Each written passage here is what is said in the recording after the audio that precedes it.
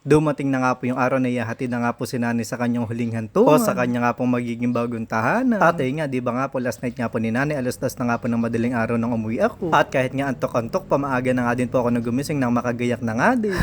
Grabe, nakakalungkot. Kaso wala, ganun talaga. At habang papunta na nga din po ako kala ate, para nga po kami namumukaan na malayo pa nga lang, nakilala ko na. Nagulat na nga lang din ako, hindi ko naman nga di inaasahan na sila kapoy makakapunta. At ayan nga po, humabol nga po yung dalawa naming pinsan nang galing pa nga po ng Maynila. At opo, yung tatay nga po nila, si mama, saka nga po yung tatay ni ate, magkakapatid. At pagdating ko nga po dito, nandito na nga din po yung karong pagsasakyan. Tapos dumiretso na nga po ako kahit hanggang sa pintuan. Makasilip man nga lang po kahit papan. Ilang minuto na nga lang po kasi lalabas na nga po si Nanette, nag-iiyakan na nga din po sa loob. Ayoko naman na nga din makaiyak, kaya hindi naman na nga din ako nagtagal doon, umalis na ako. At baka nga din ako mapag-abutan nga kami, kaya dali-dali na nga din po ako bumabalik sa bahay. Sinabihan ko nga din po si Diane na sumakay na nga po ng kotse at baka nga ako mapag-abutan. Baka bigla na umalis eh. At nung okay na nga po si Diane, bumalik na nga din po ulit ako at nandami na nga din pong taong mga nag-aabang. Mga galing nga po sa loob na kanya-kanyang punas ng mata.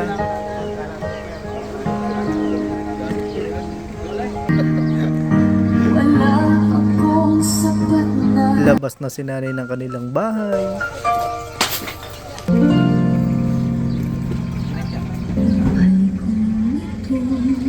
So, paano Prokdos, magpaalam ka na kay nanay? At opo, mula nga po sa amin dahil malapit nga lang po yung sementeryo. Lakad, lumakad na lumakad. Kanila na nga lang pong lalakarin. At kung pwede nga lang din po sana ako maglakad na nga lang din po sana ako para kay nanay. At syempre, hindi ko naman nga din pwedeng iwanan si Diane, kaya nauna na nga din at po kami. At sa mga punto pa nga lang po na to, yung luha ko ba'y parang nandyan na nga po sa matakot ibig na nga pong tumulo. Todo pilit ko lang po talaga nilalabanan. At tatake ko nga pong iniisip na nandyan at buhay pa nga po si nanay. Sa ilang minuto nga lang din po ng paglalakad, dumating na nga din po sa simbahan kung saan nga po mimisaan si nanay.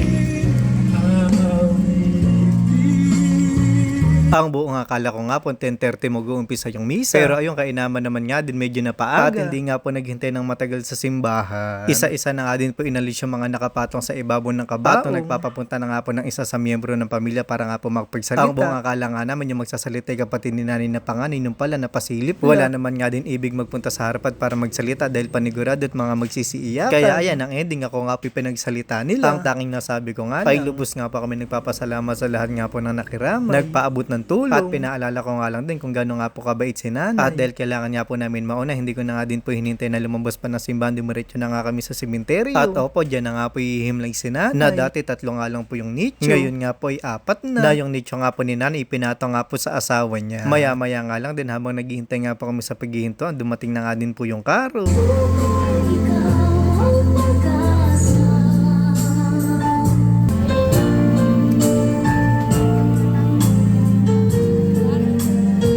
At sa huling pagkakataon nga po, ito na nga din po yung huling sulyap po namin kay nanay. At nung binuksan na nga, wala na. Kanya-kanya na nga pong paalam at kanya-kanya na nga din pong tulo ng luha.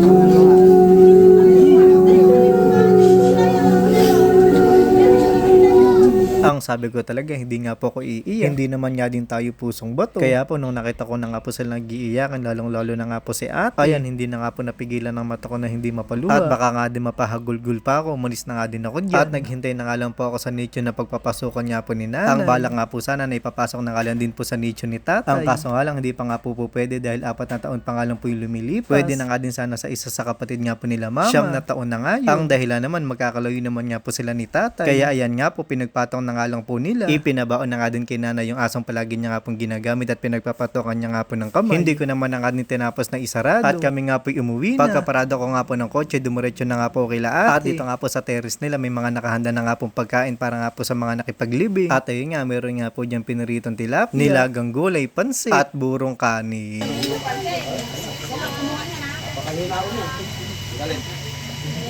Maya nakain doon.